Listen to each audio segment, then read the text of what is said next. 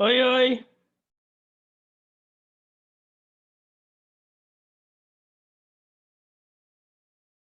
Hum.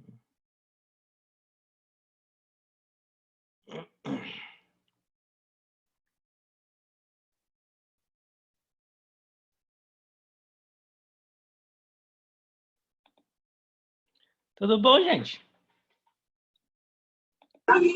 Boa noite, professor. Boa noite, Pamela.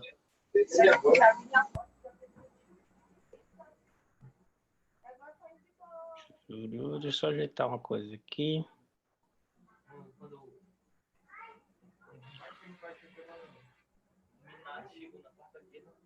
Mano, muito top. É o Naruto, Qual que é o papo aí, Pamela? Ops. Desculpa, professor, esqueci que tava desligada. Vamos começar. Boa noite, Jéssica. A gente começa agora, termina um pouquinho antes. Como é que vocês estão? Todo mundo bem? A coisa tá mais séria agora, né? Deu uma aumentada nos casos grandes aí. Tem até alguns alunos do quinto que tem família que está com problema. Todo mundo está conhecendo alguém que está com doente agora, de algum jeito. Você já deve, acho que o professor Mauri talvez tenha dito. Espera aí, Jéssica, não estou te ouvindo. Você falou, eu não ouvi. Como? Acho que você está no mudo, Jéssica. Cancela. Ei, professor, sobre essa situação do checkdown aí, né? Checkdown, Lockdown. Isso, desculpe. E aí, é verídico, procede ou é invenção? Eu tô na mesma de vocês, eu tô ouvindo só a fofoca aí, a fofoca de bebedouro aí, como os americanos falam.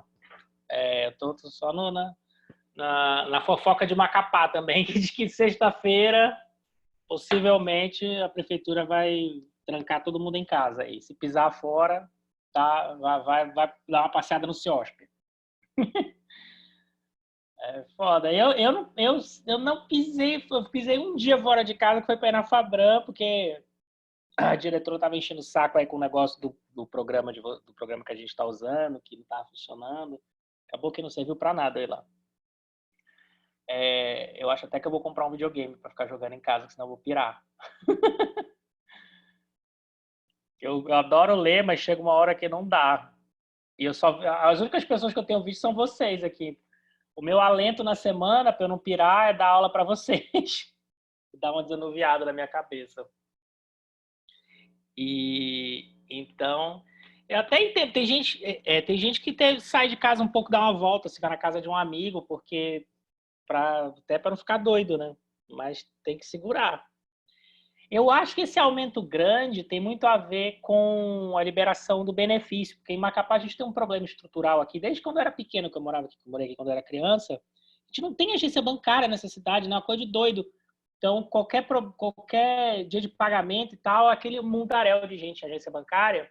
E tem um outro problema, que é um problema mais complicado, que é as lotéricas. Eu acho que tem muita gente aqui em Macapá que não tem conta bancária, que não tem CPF, que não tem nada. E aí qualquer boleto, qualquer coisa que precisa resolver, tem que ir lá na agência bancária, ou desculpa, tem que ir lá na lotérica. Que é um negócio que eu sempre fiquei passado, de eu passar assim na rua na Leopoldo Machado, tá aquele monte de gente na lotérica. Eu falei, não é possível que esse povo eu todo apostar aqui. Não, é para pagar a conta. Eu falei, mas é bizarro. Eu não suporto fila, eu pago para não entrar em fila. E aí, quando eu tenho que resolver coisa de banco, é tudo por celular, por computador, porque isso é louco. E as agências aqui são todas lotadas, né? Então você tem que resolver uma coisa que você tem que ir na agência, tá fudido. É uma tarde inteira que você perde ali.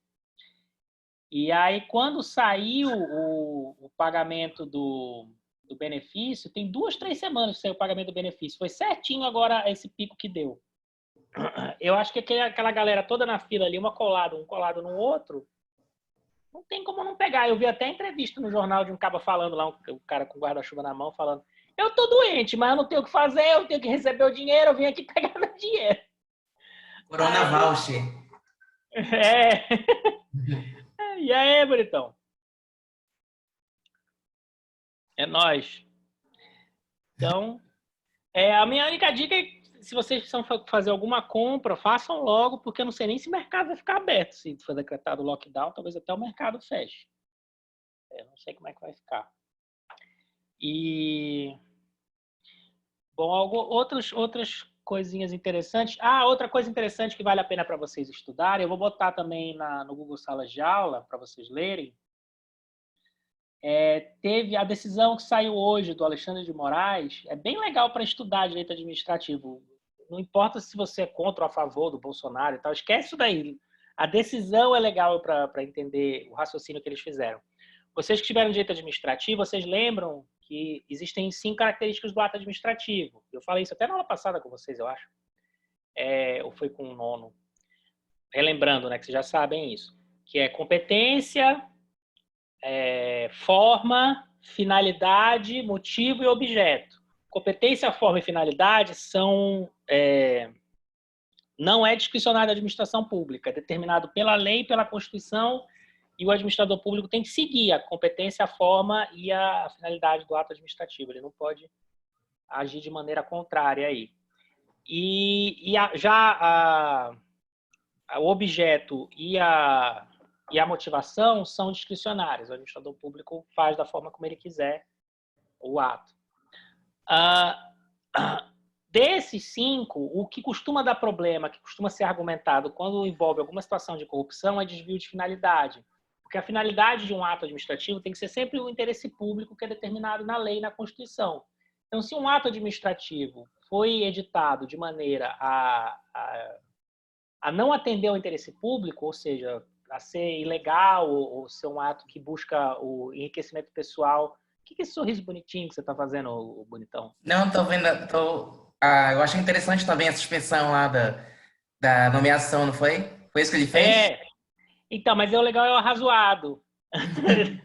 Eu também fiquei feliz do ponto de vista político, mas eu quero sair da política, porque senão a gente começa a brigar e aí eu quero que vocês aprendam, não quero ficar discutindo.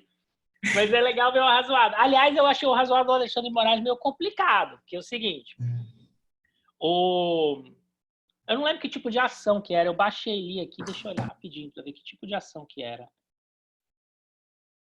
Não é ação ordinária. Cadê? Não é mandado de segurança, será? A magenta aqui. É mandado de segurança. É mandado de segurança, tá.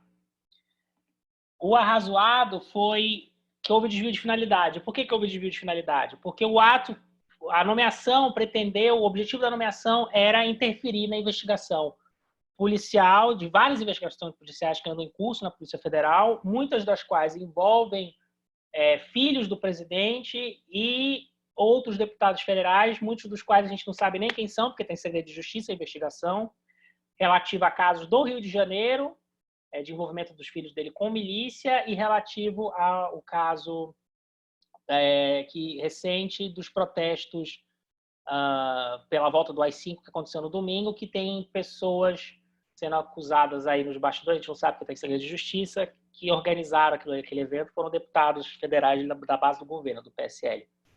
Então, por conta disso, o ministro falou que houve desvio de finalidade, porque não pode ser contra o interesse público, você não pode nomear alguém para interferir em investigação policial e tal. Aí ele faz o arrazoado lá, ele anulou a decisão.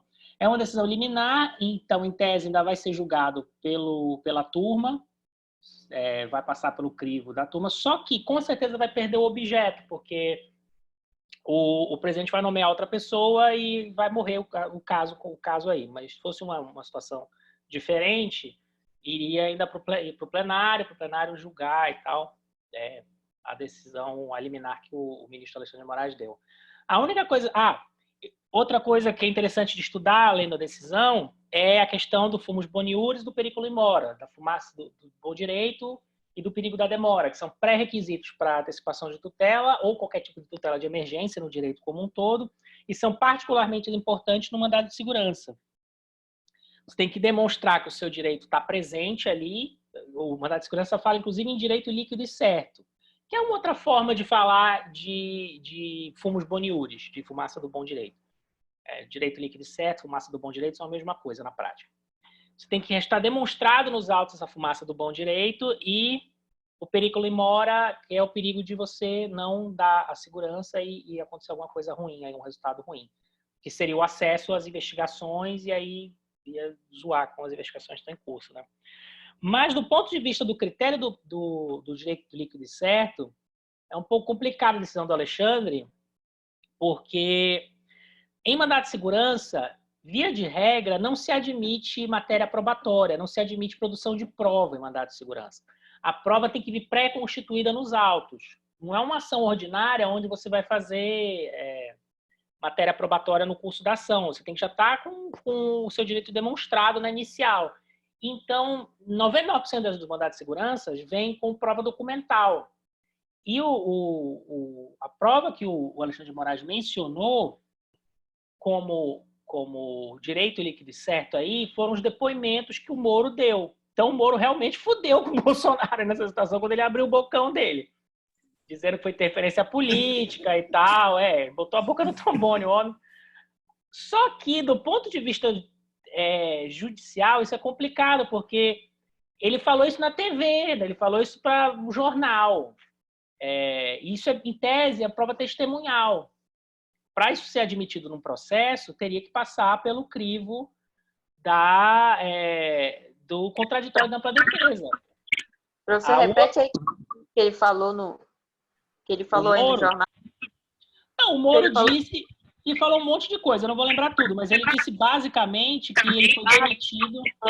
Espera aí que tá dando eco aqui. Já ele entendi. Falou... Quem é que tá dando eco? Ele falou basicamente que ele foi demitido por interferência política e que o presidente queria tirar o delegado-geral da Polícia Federal para poder ter acesso aos autos das investigações e saber o que estava acontecendo na investigação, que está correndo em segredo, porque, como a gente estudou antes, inquérito policial tem que correr em segredo, em boa medida, você não pode estar avisando para as pessoas que estão investigadas exatamente o que está sendo feito na investigação, senão o cara some com as provas tudo, né? Então, o Moro falou que a nomeação foi feita com intenção de interferir na investigação criminal mesmo. Então, foi isso que ele disse. Só que isso ele falou na imprensa.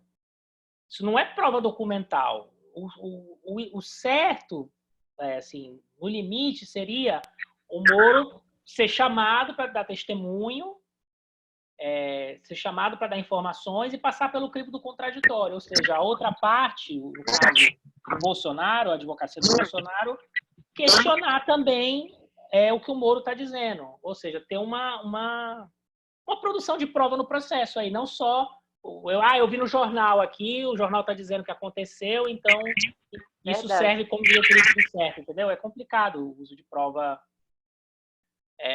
que a pessoa pegou aí numa notícia de imprensa.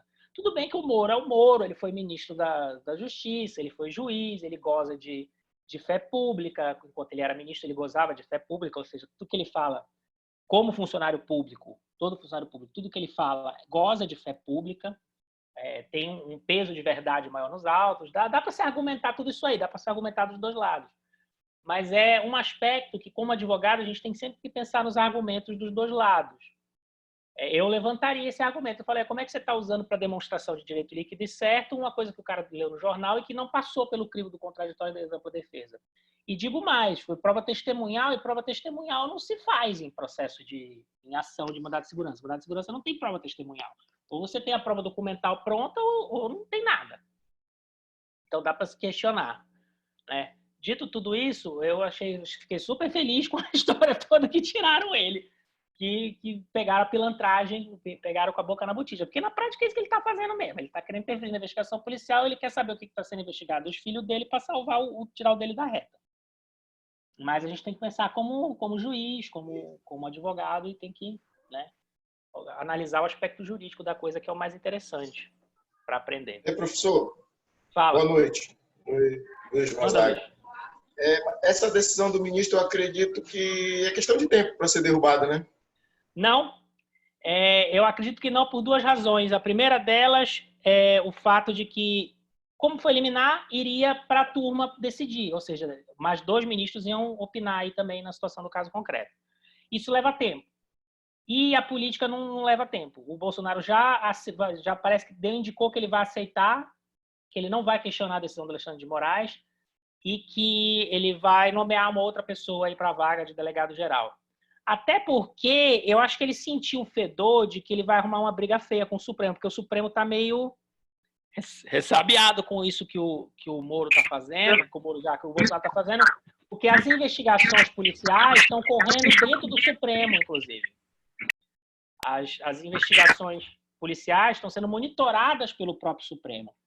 Não sei se vocês assistiram o vídeo que eu passei para vocês do Cláudio Couto com o Rogério Arantes, que eu mencionei, acho que eu mencionei para vocês semana passada. O meu orientador de mestrado e doutorado, os meus orientadores lá de São Paulo, de pesquisa, um deles fez um canal de YouTube sobre, diz assim, Fora da Política na Salvação, é o canal, é bem legal.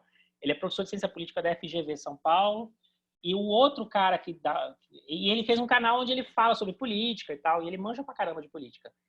E o link que eu botei para vocês lá no Google Salas de Aula, ele entrevista um outro pesquisador, que é um cara com quem eu trabalhei também, que é o Rogério Arantes, que é professor da USP, e é especialista em Polícia Federal e Ministério Público e Poder Judiciário. É o maior cara de Polícia Federal do Brasil, é o Rogério. E ele analisa... Fala. Eu vi hoje que o Bolsonaro não vai escolher outro, não. Ele disse que ele vai manter... Então, por isso que eu estou falando, vai perder o objeto.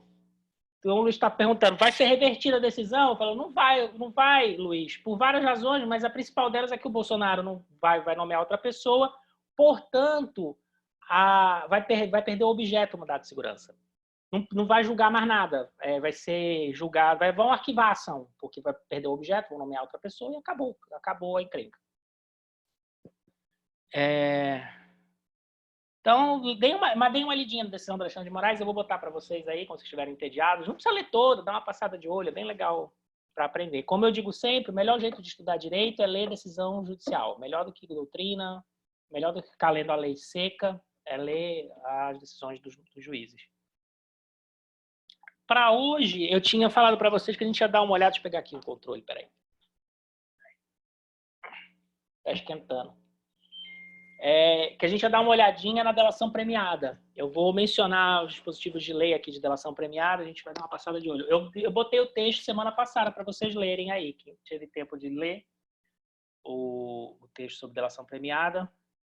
Podem trazer alguns pontos aí que tem achado interessante do texto. Eu vou ler, basicamente, fazer um resumo dele aqui. Depois disso, talvez ainda hoje, talvez para a semana que vem, eu achei uma decisão judicial fantástica para a gente estudar de cabo a rabo. Ela tem 380 páginas. Eu fiquei lendo ela hoje à tarde. Eu fiquei lendo ela hoje à tarde e tem um monte de coisinha de processo nela, de inquérito policial, de achado fortuito de prova, vários temas, delação premiada, colaboração premiada, que é o nome correto, todos os temas que a gente está estudando, a decisão passa e passa de maneira bem didática sobre ela. Eu mandei para a Pamela hoje à tarde já, mas eu só vou mencionar ela rapidamente hoje, a gente vai realmente esmiuçar ela mais semana que vem, talvez até na outra semana também, porque ela é muito grande, tem muita coisa. E é um caso de corrupção que aconteceu no Rio Grande do Norte, no Detran, uma coisa besta. Eu ainda estou entendendo o que diabo que aconteceu na verdade, porque o caso parece muito simples.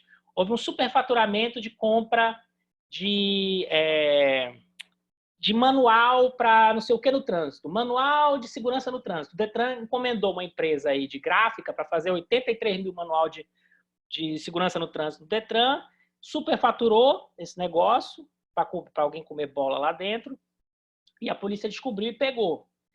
E por razão cargas d'água que eu ainda não entendi, eu estou tentando descobrir isso nos jornais, porque o processo não me responde isso, que foi parar no STF, porque isso foi julgado na primeira instância, o juiz lá do Rio Grande do Norte, o juiz estadual,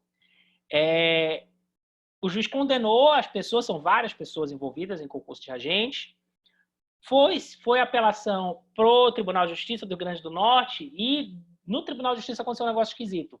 O TJ lá, se não me engano, tem 8 desembargadores, dos 8, 6 estavam ou suspeitos ou impedidos no processo. Eles se julgaram impedidos e suspeitos ou estavam impedidos, ou seja, eles eram parentes de quem estava envolvido ou, por qualquer razão, amigo da família, eu não sei. Então, aí acionou-se um mecanismo na Constituição Federal, no artigo 102, inciso 1, a linha N, se eu não me engano, da Constituição Federal, que fala que quando uma ação que está correndo num tribunal de justiça, em qualquer tribunal, Tribunal Regional Eleitoral, STJ, Tribunal de Justiça Estadual, qualquer tipo de tribunal, mais da metade dos embargadores se julgam suspeitos ou impedidos, essa ação tem que ir para o Supremo. É uma coisa assim, bem pontual que tem na Constituição Federal. Isso já aconteceu em outras situações também. Eu comecei a pesquisar na internet casos onde... Eu lembro de um caso no Espírito Santo, onde era um caso de corrupção muito sério, que envolvia quase todos os desembargadores do Tribunal de Justiça do Espírito Santo. E aí eles têm foro privilegiado no STJ, mas aí, por envolver eles, foi para o STF. Mas, enfim. Nesse caso em concreto, não é que envolvia os desembargadores. Eles não estão acusados no processo, eles não são investigados no processo. Eles simplesmente eram suspeitos ou impedidos de julgar. E aí, por causa da Constituição, isso subiu para o Supremo. Então, mas aí o caso é super complicado, aí eu quero a gente esmiuçar com calma. Deixa eu até ver a página onde começa... Eu já falar para vocês aqui. Cadê? Tá aqui. São 381 páginas, mas o que eu vou querer que vocês atentem mesmo, leiam até onde vocês puderem, o que quiserem, mas... Peraí que eu tô... deixa eu até mostrar aqui para vocês na tela, compartilhar tela. Tá aqui. Compartilhar tela. É ação originária. Percebe que está escrito AO? AO é ação originária, quer dizer, competência originária no Supremo. Não chegou lá pela via recursal. Carmen Lúcia foi a relatora. Está aqui o relatório, mas o que eu quero que vocês atentem é a partir... Cadê? Da página...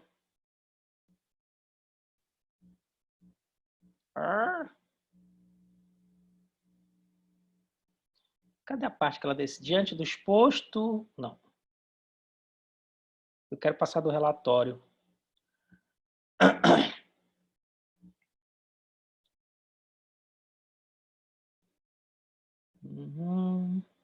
Tá aí, acabou o relatório. A partir da antecipação de voto dela, porque ela é bem didática a antecipação de voto dela, principalmente a partir da página 37, página 37, tá aí. Onde ela começa, ó, preliminar de competência do Supremo Tribunal Federal. Aí ela é bem didática, ela vai dizer tudo que tem a ver com essa preliminar. Aí depois lá no item... Depois do item 6. Preliminar de incompetência da Justiça Estadual para processar e julgar a presente ação penal em primeiro grau de jurisdição. Aí ela vai falar o que foi alegado e o que ela decidiu. E ela faz isso ponto por ponto. Aí a gente vai ver na próxima aula, com calma, esses ponto a ponto. Então, a partir da página 37, leiam com mais atenção, que parece que é um caso divertido. Eu quase ponho o caso do Roberto... Toda vez eu menciono, toda aula eu menciono esse caso do Roberto Góes, mas eu nunca ponho para a gente estudar, porque ele não tem muito a ver com a matéria, mas também é interessante de ler. Deixa eu fechar aqui. Mas aí hoje a gente ia ver delação premiada. Delação premiada no texto que eu passei para vocês. Eu vou fazer um resumo assim, amplo para vocês das leis, porque colaboração premiada está em vários dispositivos legislativos. Existe desde 1990 no Brasil a figura jurídica da colaboração premiada. Ou seja, alguma forma de benefício para o acusado, em termos de sentença, em função dele ter colaborado para a investigação criminal. Eu vou pontuar aqui para vocês quais são esses dispositivos. Você tem a Lei 8.072 de 1990, que é a Lei dos Crimes Hediondos, que ela prevê no artigo 8º, parágrafo único, que o participante e o associado que denunciar a autoridade ou bando ou quadrilha possibilitando o seu desmantelamento, terá a pena reduzida de 1 a 2/3. Outra lei que menciona a colaboração premiada de alguma maneira, não com esse nome, mas é a mesma coisa, é a Lei 8.137 de 1990, que define crimes contra a ordem tributária e econômica e contra as relações de consumo, que também tratou da matéria, prevendo no artigo 16, parágrafo único, que com relação aos crimes cometidos em quadrilha ou coautoria, ou coautor ou partícipe, que através da confissão espontânea revelar à autoridade policial ou judicial, toda trama delituosa terá sua pena reduzida de 1 a 2/3, no mesmo sentido. É importante mencionar, o autor mais na frente faz, o promotor aí do texto que eu mandei para vocês, menciona a importância de diferenciar a confissão espontânea da confissão voluntária. Mas, basicamente, é importante mencionar que essa confissão ela tem que ser espontânea, ou seja, a pessoa não pode estar sendo pressionada por qualquer razão para oferecer essa confissão. O promotor faz essa diferenciação, mas é muito difícil, né, gente? A gente avaliar se a pessoa está sendo pressionada ou não. Porque só pelo fato dela estar sendo acusada de um crime grave e a perspectiva de ir para a cadeia é uma forma de pressão, né? Mas, assim, na prática, isso não vejo, pelo que eu entendi, pelo que eu estudei do assunto, não influencia muito. Óbvio que para o Ministério Público e para o juiz, se a pessoa chegou por conta própria na delegacia, ou por conta própria buscou autoridade policial para informar da ocorrência de um crime aí, pedindo algum tipo de benefício sobre o assunto, vai ser visto com melhores olhos do que aquele cara que foi pego pela polícia e foi chamado, e foi oferecido a ele um acordo aí de colaboração voluntária. Mas, para efeitos jurídicos, dá na mesma. Se a pessoa apareceu na delegacia ou se ela foi, digamos assim, sugerido a ela que ela devesse fazer uma colaboração voluntária para ela não pegar uma pena maior. Até porque toda a ideia do Instituto da Colaboração Voluntária é facilitar prender a organização criminosa inteira. E se a gente ficar sendo muito, muito cuidadoso sobre a pessoa tem que agir do bom coração dela, tem que ser um criminoso bondoso que se arrependeu. Se a gente começar a exigir esse tipo de coisa da pessoa que vai fazer a colaboração, você não consegue colaboração de ninguém, de nenhum tipo de criminoso, né? Que a maioria vai colaborar porque está com medo de preso, não porque ele é bonzinho. Outro ponto importante, antes de eu continuar lendo a legislação, é que quem decide sobre a colaboração, sobre o grau de benefício que que o acusado vai ter, se vai ser 1/3, se vai ser 2/3, se vai ser perdão judicial, se vai ser uma substituição da pena por extintiva de direito, que tipo de benefício ele vai ter, quem decide isso daí é o juiz, não é o Ministério Público, tá?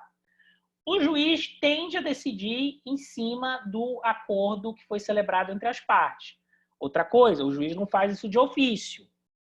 Aliás, desculpa, o juiz pode, inclusive, fazer isso de ofício. A gente vai ver nos casos concretos aqui onde pode. O juiz pode fazer, inclusive, de ofício. Ele pode entender que a pessoa chegou colaborando para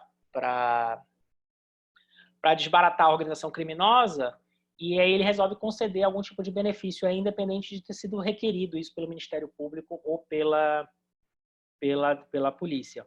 Diferente da transação penal da Lei 8.666, a colaboração ela não é direito do acusado, tá, gente? Na Lei 8.666, a Lei dos Juizados Especiais Criminais, a pessoa que faz jus ao benefício da transação penal, ela tem o direito a essa transação. É obrigatório o promotor de justiça oferecer a transação penal para essa pessoa. O Ministério Público tem que oferecer o benefício da transação penal, que é a restritiva de direitos no Juizado Especial Criminal. No caso da colaboração, não. Você tem que convencer o promotor lá de que a sua colaboração que interessa para a polícia. Porque também a polícia pode dizer assim, não, tudo bem, você quer colaborar, mas a gente não precisa da sua colaboração para prender essas pessoas. A gente já tem provas aqui, um conjunto probatório bastante extensivo para pegar todo mundo, inclusive você. A gente não precisa da tua ajuda para resolver nada. E aí, por uma decisão do Ministério Público de Política Criminal, decide-se que vai todo mundo preso mesmo e que eu não preciso da tua colaboração, não. Então, não faz direito adquirido da mesma forma que faz na transação penal o fato de eu estar dentro dos critérios estabelecidos na legislação. Até porque os critérios estabelecidos na legislação são muito subjetivos. Se a gente vai ler a lei aqui com calma, alguns dispositivos das legislações, e vocês vão ver que fala em arrependimento, fala em...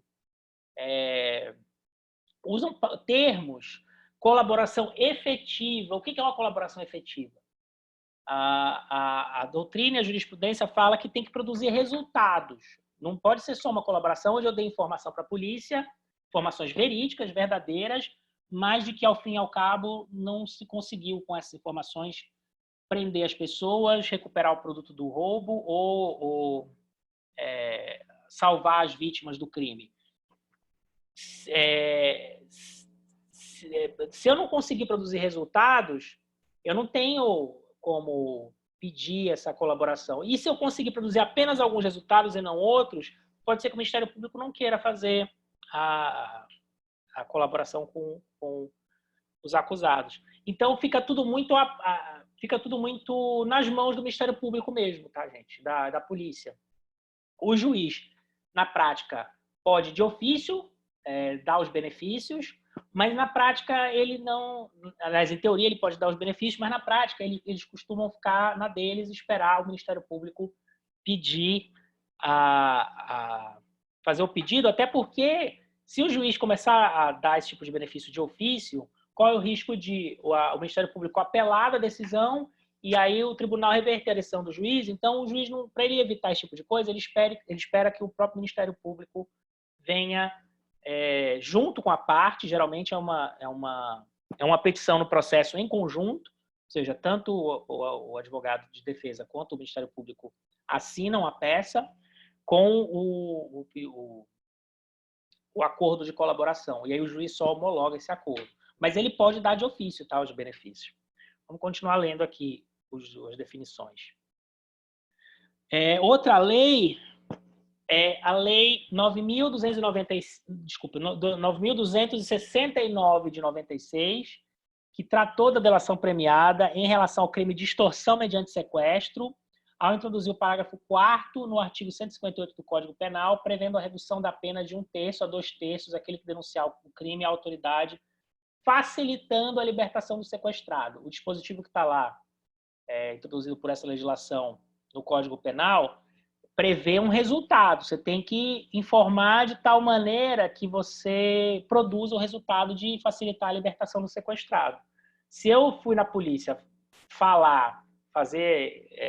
seu alcagueta depois que a pessoa morreu no cativeiro, eu não posso pedir esse benefício, nem o Ministério Público pode dar esse benefício, não, seguindo essa legislação aí que eu mencionei.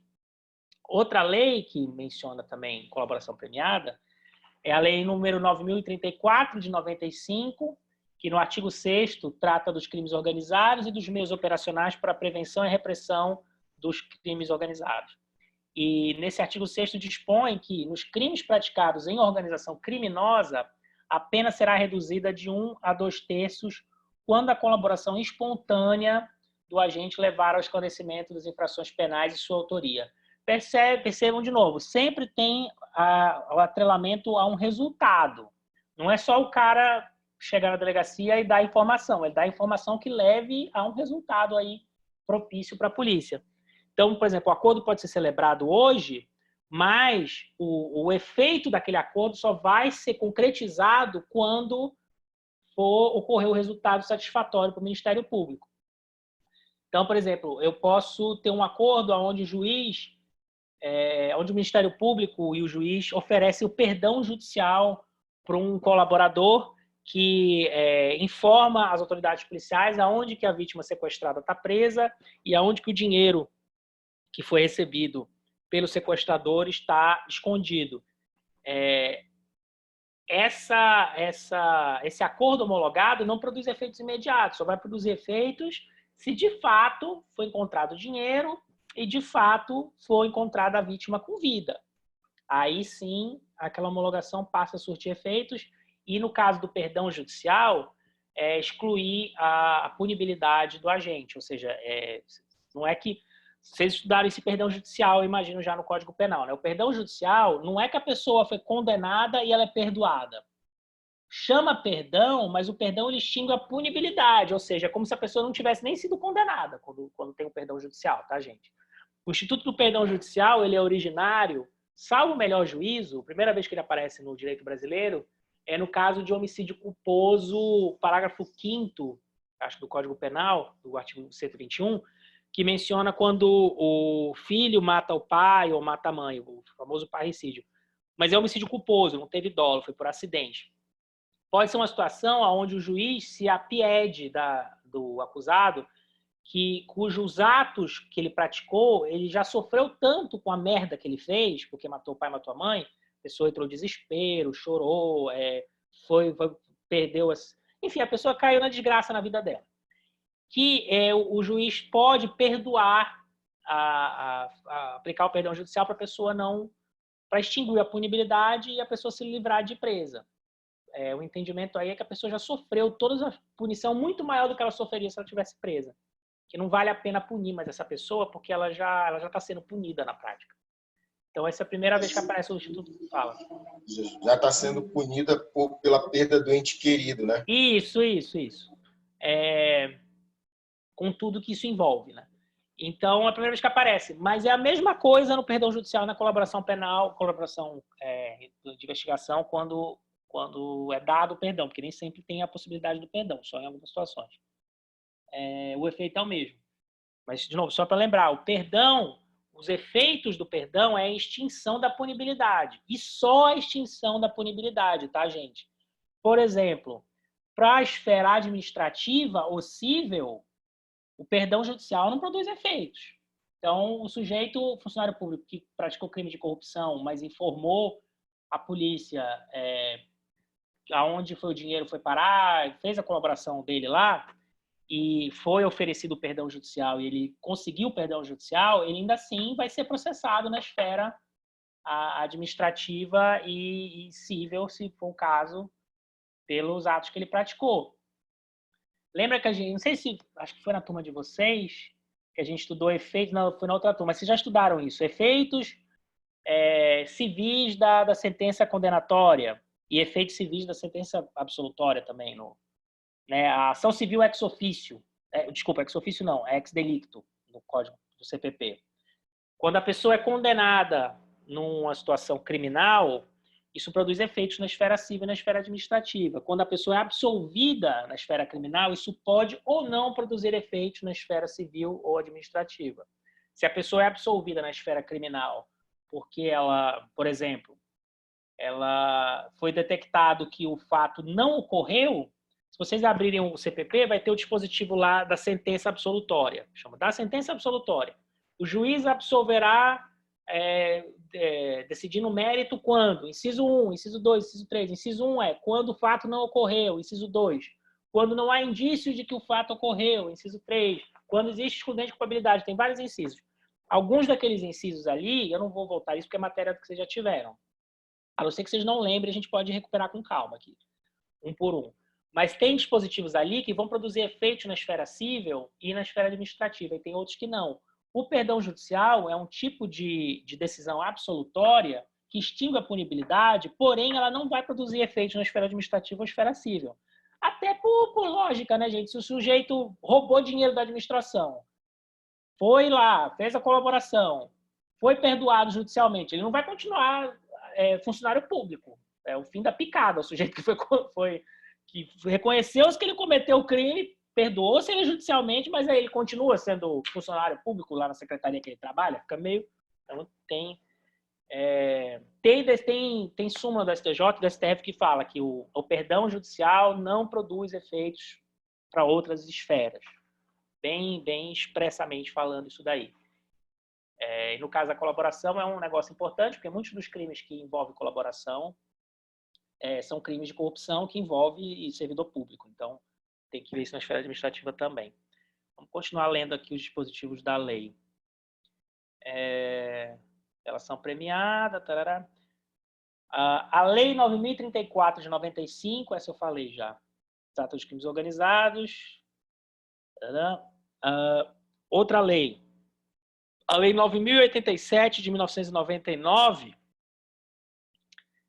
previu a possibilidade de concessão do perdão judicial ou da diminuição da pena dos acusados que colaborarem de forma voluntária e eficaz com a justiça.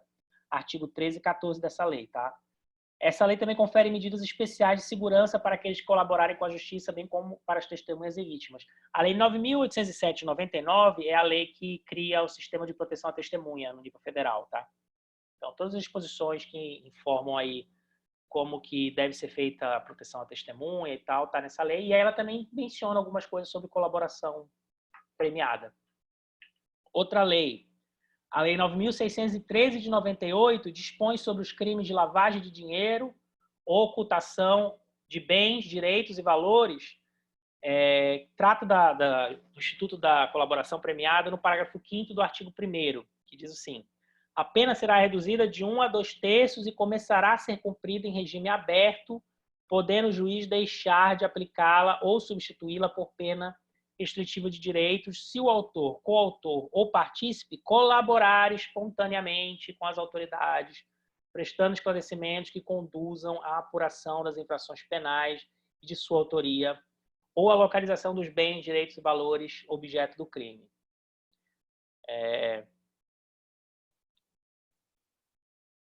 Próxima lei. A Lei 11.343 de 2006, que trata dos crimes relacionados com entorpecentes, também traz a delação premiada no artigo 41, da seguinte forma: o indiciado ou acusado que colaborar voluntariamente com a investigação policial e o processo criminal na identificação dos demais coautores ou partícipes do crime e na recuperação total ou parcial do produto do crime, no caso da condenação, terá a pena reduzida de 1/3 a 2/3. Precisa ter tudo? Precisa ter a colaboração que produza salvar a vítima, recuperar o dinheiro e prender os bandidos? Não, pode ser uma coisa ou outra, mas tem que ter algum resultado aí efetivo para que a colaboração seja homologada e produza efeitos. Deixa eu ver outra lei aqui, que foi a lei que a gente estudou semana passada. Cadê? Deixa eu ver se é essa aqui.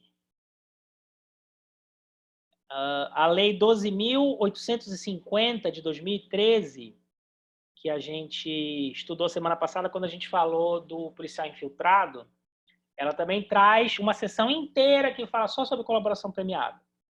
Eu não vou ler tudo aqui, começa no artigo 3º, que fala primeiro da natureza jurídica da colaboração premiada. O acordo de colaboração premiada é negócio jurídico processual e meio de obtenção de prova que pressupõe utilidade de interesse público. Artigo 3º-B, incluído... E essa lei foi alterada em 2019, tá, gente? O recebimento da proposta para a formalização de acordo de colaboração demarca o início das negociações e constitui também marco de confidencialidade, configurando violação de sigilo e quebra de confiança e da boa-fé a divulgação de tais tratativas iniciais ou de documento que as formalize e até levantamento de sigilo por decisão judicial. Essa nova legislação, o artigo do promotor não faz menção a ela, porque ela foi introduzida em 2019, foi super recente. Junto com a reforma do juiz de garantia, também foi introduzida essa sistemática da colaboração premiada de maneira bem detalhada na lei do combate ao crime organizado. Tem vários dispositivos interessantes aí para a gente dar uma olhada rápida. O primeiro deles é essa questão de que existe um ritual, uma dança entre a defesa e a acusação na celebração da colaboração. Vem uma proposta de acordo da defesa, aí o Ministério Público vai analisar se interessa ou não para o Ministério Público fazer a colaboração nos termos que a defesa está falando. O Ministério Público pode vir com uma contraproposta falando: olha, eu só vou reduzir tua pena em 1/3, não vou reduzir em 2/3. Todo esse processo de negociação ele está resguardado pelo sigilo de justiça.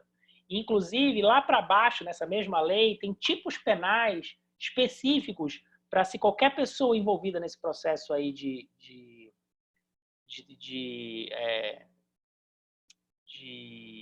dessas tratativas de acordo, quebrar o sigilo. Se a pessoa falar que, olha, fulano está fazendo acordo lá com a polícia, seja alguém envolvido no acordo, seja alguém que fica sabendo por terceiros aí que está ocorrendo o acordo. Tem crime, a pessoa que faz isso comete crime, tá? Se o promotor, por exemplo, falar no jornal que ele está fazendo acordo com alguém, ele cometeu crime. Se o bandido que está fazendo acordo falar para qualquer pessoa que ele está tentando fazer acordo, ele também cometeu crime, tá bom? Tem o tipo penal lá embaixo. Deixa eu ler mais algumas coisas interessantes aqui para vocês da lei. Leiam a lei depois com calma, tá? A proposta de acordo de colaboração premiada poderá ser sumariamente indeferida com a devida justificativa, certificando-se interessado. Artigo 4º. O juiz poderá, a requerimento das partes, conceder o perdão judicial, reduzir de até 2/3 a pena privativa de liberdade ou substituí-la por restritiva de direito, daquele que tenha colaborado efetiva e voluntariamente com a investigação e com o processo criminal, desde que dessa colaboração advenha um ou mais dos seguintes resultados. Aí tem 5 incisos aí que são resultados dos quais advém a colaboração. Aquilo que eu já mencionei para vocês quando eu li as outras legislações que tratam do assunto, sobre o fato de que o resultado tem que estar presente. Eu não vou ler todos os resultados aqui, porque não vem ao caso. Mas vocês podem imaginar, prender as pessoas, recuperar o dinheiro do crime, salvar as vítimas, etc. Deixa eu ver se tem mais alguma coisa importante aqui.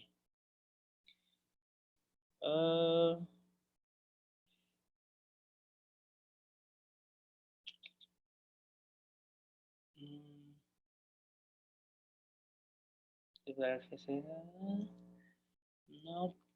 Estou vendo se eu pego alguma coisa que eu não estou... que seja essencialmente importante para a gente olhar agora, que vocês não possam entender só de ler a lei.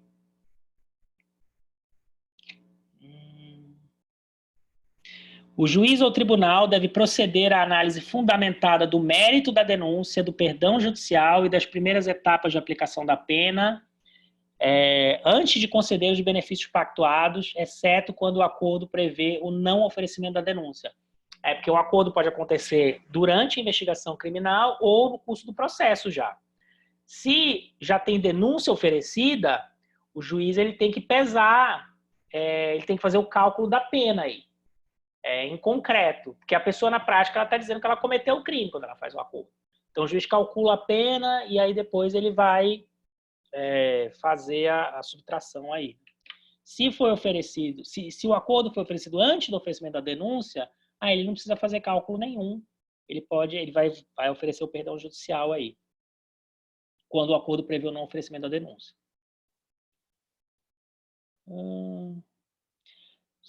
Por óbvio, você perde o direito de recorrer. Se você faz acordo, você não pode depois entrar com apelação contra a sentença homologatória. O máximo que pode acontecer é uma ação rescisória para anular a sentença homologatória se tiver alguma situação muito esdrúxula de teratologia ou de nulidade do acordo por uma razão aí, muito séria. Né? Ou o acordo foi celebrado de maneira corrupta ou pela autoridade não competente, incompetência absoluta, algo nesse sentido. Professor, fala. Aquele filme Mecanismo, né? Fala muito sobre delação premiada, né? Eu não assisti, mas eu sei que tem um pouquinho em voga a Lava Jato. Correto.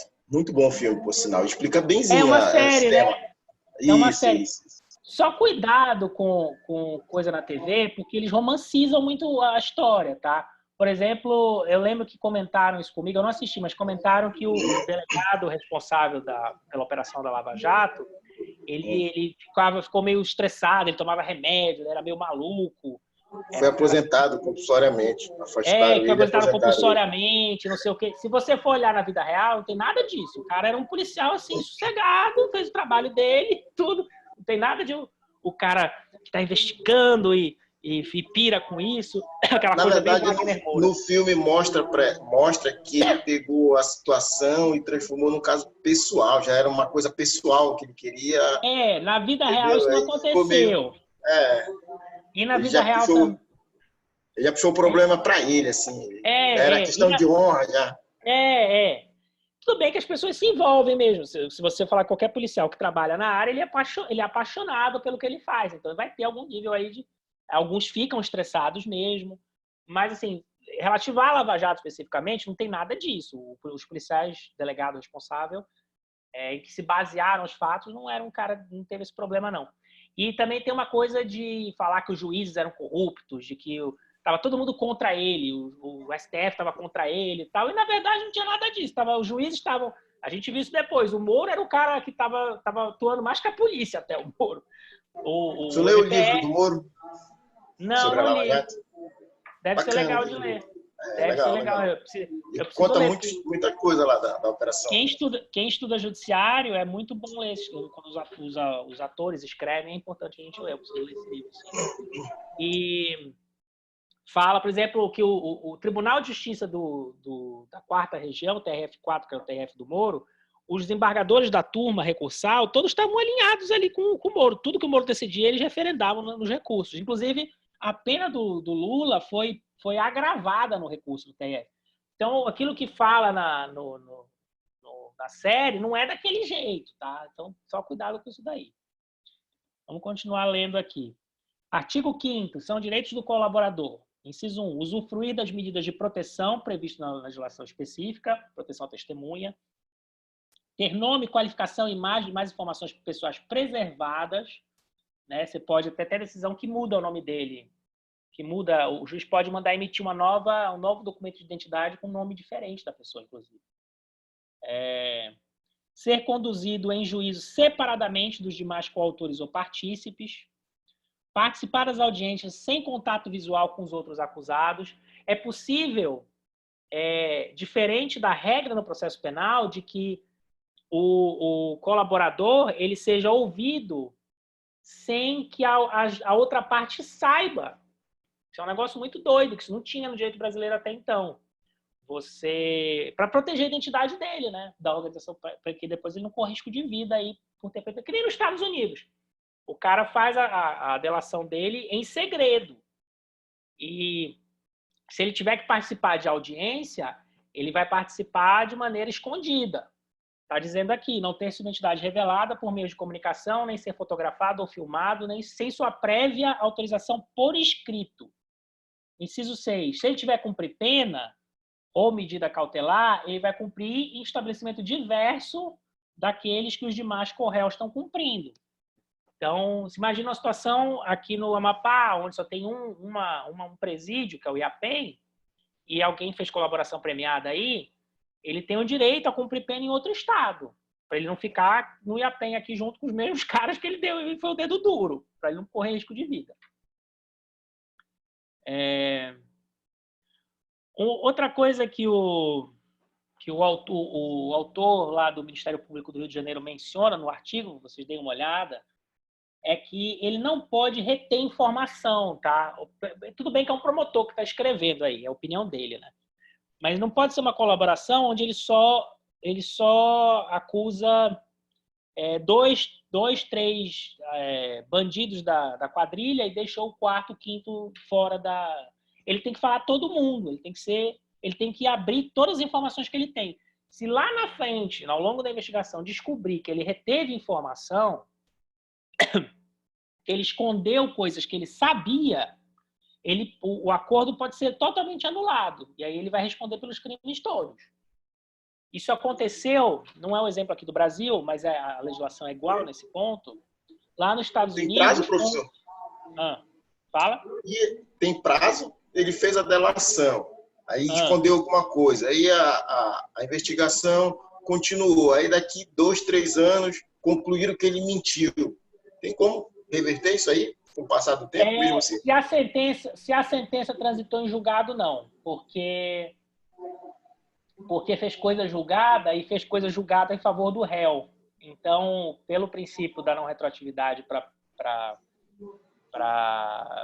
piorar a situação do réu, que eu não vou lembrar agora o nome do princípio direito, mas aquela mesma situação onde sentença absolutória, eu te absolvo de um crime, daqui 10 anos eu descubro que você foi o autor do crime e que a sentença estava errada.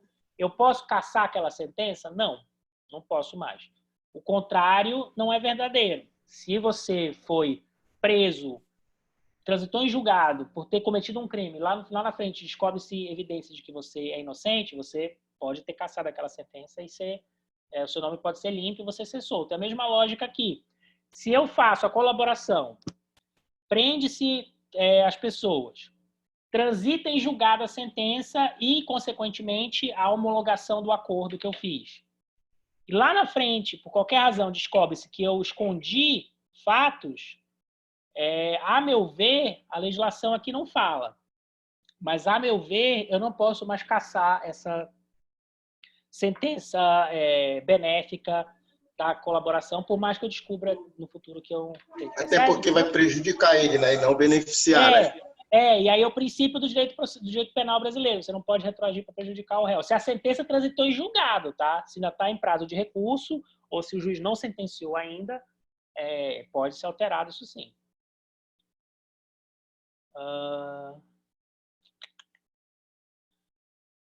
O pedido de homologação de acordo será sigilosamente distribuído, contendo apenas informações que não possam identificar o colaborador e o seu objeto. O pedido de homologação ele é distribuído como se fosse uma ação judicial, tá? Vai para um juiz, vai pela distribuição lá no tribunal, só que a distribuição é feita em sigilo. É isso que a lei está falando. Parágrafo 1º. As informações pormenorizadas da colaboração serão dirigidas diretamente ao juiz. Quer dizer, isso está dizendo que o juiz é prevento, só isso. O acesso aos autos será restrito ao juiz, ao Ministério Público e ao delegado de polícia, como forma de garantir o êxito das investigações. O acordo de colaboração premiado, os depoimentos do colaborador serão mantidos em sigilo até o recebimento da denúncia ou da queixa-crime, sendo vedado ao magistrado decidir por sua publicidade em qualquer hipótese. Eu acho que o principal é isso, gente. Só para mencionar, que eu ia dar um exemplo de uma colaboração onde depois descobriu-se que o colaborador segurou algumas informações. Tem um caso nos Estados Unidos recente relativo ao chefe de campanha do Trump, durante a campanha dele. O Trump é super sujeito, tem um monte de coisa que se descobriu dele, eles só não puderam prender ele porque lá ele é imune de investigação criminal judicial. Não é que nem aqui que o presidente da República pode ser investigado pelo STF, lá não pode, tá? Por várias razões que eu não vou entrar aqui agora. Só pode ir processo de impeachment e ele controlava o Senado, então não tinha como ele sofrer processo de impeachment.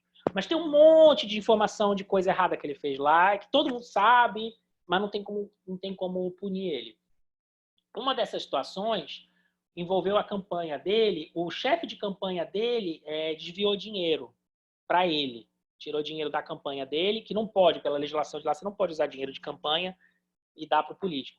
Para ele fazer várias coisas, entre elas, pagar uma prostituta que ele comeu, na época que a mulher dele estava casada, grávida, ele transou com uma prostituta, aí ele fez acordo com ela para ela ficar de boca calada e pagou $130 mil para ela com o dinheiro de campanha dele. E um dos caras que fez delação premiada lá foi o chefe de campanha dele, só que ele omitiu alguns fatos, ele não falou tudo. E aí, lá na frente, o Ministério Público, cruzando informações que recebeu de outras fontes investigatórias, demonstrou nos autos de que ele escondeu informação, coisa que ele sabia, ele não falou. E imediatamente o juiz revogou o acordo e ele acabou sofrendo a pena total que ele era acusado. É a mesma coisa no Brasil, tá? Se o cara esconde alguma coisa, depois ele pode perder o acordo que ele fez. Por hoje é só. Já até passei do tempo, a gente começou mais cedo, mas já são 15 para as 10. É que eu fico sozinho em casa e agora que eu estou vendo o ser humano, eu fico feliz de ver vocês. Eu gosto da companhia, eu não quero que vocês vão embora mais. Tá bom? Tá todo mundo bem em casa? Beleza, tudo tranquilo, graças a Deus. Tá. E aí, leiam agora eu vou botar lá no grupo, nas salas virtuais, e aproveitem para dar uma lidinha, não precisa ler tudo, mas prestem atenção a partir da página 37 para frente, principalmente, porque é bem didático, é super interessante. Eu comecei a ler, eu me empolguei, eu falei, nossa, que legal. Tem várias questões assim sobre prova, sobre achado fortuito de prova, sobre competência do STF e da Justiça Estadual, um monte de questão processual legal para a gente estudar aí na semana que vem, tá bom? Vou botar a nossa aula de hoje também na internet logo mais. Vou subir lá. E aí eu preciso ver como é que a gente está a matéria. A gente está andando super rápido, eu não sei nem se a gente já acabou. O quinto eu já acabei toda a matéria. Já dei tudo que era para dar no quinto. Não tem mais matéria para dar. Eu vou começar a passar, a gente vai começar a fazer simulado lá. Mas aqui vocês acham que ainda tem algumas coisas. Hã? Professor, esse é o Fala. último assunto? Não. Não, eu acho que não ainda. Eu vou dar uma olhada no programa, mas acho que tem mais coisa. Ainda não sei se a gente vai até sentença. Eu acho que a gente vai até sentença. Aí vocês vão estudar recursos. Colocou a sua ementa lá na aula, na sala virtual? Coloquei, eu mandei no começo do semestre. Mas não esquentem com a ementa muito, não. Deixa a ementa comigo. Não, a não ser que vocês queiram brigar, que eu não estou dando a matéria direito. Aí vocês pegam a ementa e vão brigar. É para pegar os temas de todos os assuntos assim que o senhor já passou para ir revisando, estudando. Revisa pelo que eu dei. Na dúvida, abre os salas virtuais, porque toda aula que eu dou, eu faço um item lá com o que foi dado na aula, tem o vídeo e tem as leituras. É só seguir tudo que eu estou postando no Google Salas Virtuais que vocês vão se mantendo atualizados. O pessoal do quinto me perguntou... Eu acho que eu tenho a ementa, eu vou te enviar depois, Samir. Tá, mas às vezes tem coisa que tá na ementa que eu pulei ou que eu dei assim por altos, que eu não achei importante, fui para as coisas mais importantes. Então também não fiquem muito presos na ementa, não. Fiquem mais assim atentos aos salas virtuais, porque lá vai estar mais detalhado exatamente o que a gente está estudando. Sobre prova, não digam que eu falei isso, tá? Fofoca. Tá até gravada a fofoca aqui. O Renato mencionou que ele acha que a matriz não passou prova, está segurando a coisa da prova, porque eles querem que a gente faça prova presencial para evitar os alunos irem brigar na justiça depois, porque não tiveram aula presencial. Porque se você tem a prova presencial, você tem como... Mas na prática, na verdade, tem a medida provisória do Bolsonaro que dá guarida para Fabram de a gente estar tendo aula desse jeito. Porque a medida provisória fala que os contratos de ensino que tinha a previsão de 80% de aula presencial não precisa cumprir. Por questão de caso fortuito, força maior e tal. Mas acho que mesmo assim eles não estão querendo que a gente avalie vocês ainda, porque eles estão na esperança de que até junho a gente vai ter atividade em sala de aula. O que, pelo andar da carruagem, eu não sei. Só está piorando, né? Talvez em junho comece a melhorar. Porque esse decreto não vai terminar agora, não. Ele não, vai e a gente tem que ter uma resposta, assim, a gente estava até conversando hoje. O decreto foi prorrogado por mais de 15 dias. Eu sei, eu acho que vai... Ei, professor, uma questão que até a nossa turma estava conversando sobre isso, conversando com a Pâmela, porque, bem ou mal, professor, a gente tem que considerar que as aulas da Fabram a gente terminava no máximo no início de junho. No início de junho, praticamente, estava todo mundo, já estava tudo encerrado, concluído. E agora a gente vai esperar o quê, professor? Entrar julho, iniciar o semestre de setembro. Não esquenta a cabeça que eu faço greve. Não esquenta a tua cabeça, Suelen, que eu faço greve se eu tiver que trabalhar em julho. Não, professor, eu digo pela questão assim, pela questão da avaliação em si, né? Porque a gente está preocupado com a avaliação. Eu não sei os demais professores, mas alguma coisa a gente vai fazer para avaliar vocês. Não tem jeito. Se a gente não tiver professor, aula... nesse caso, por exemplo, se vamos dizer que a instituição dê prova para a gente fazer online, aí como ficaria? Eles dariam, tipo assim, um prazo de uma semana ou dariam não um prazo sei. de para passar a outra? Não sei. Não sei. O CEAP... Peraí, Pamela, o CEAP dá 48 horas para os alunos fazerem, mas eu acho que eles não vão fazer assim, não. Eu acho que a gente que vai fazer a avaliação de vocês. Fala, Pamela.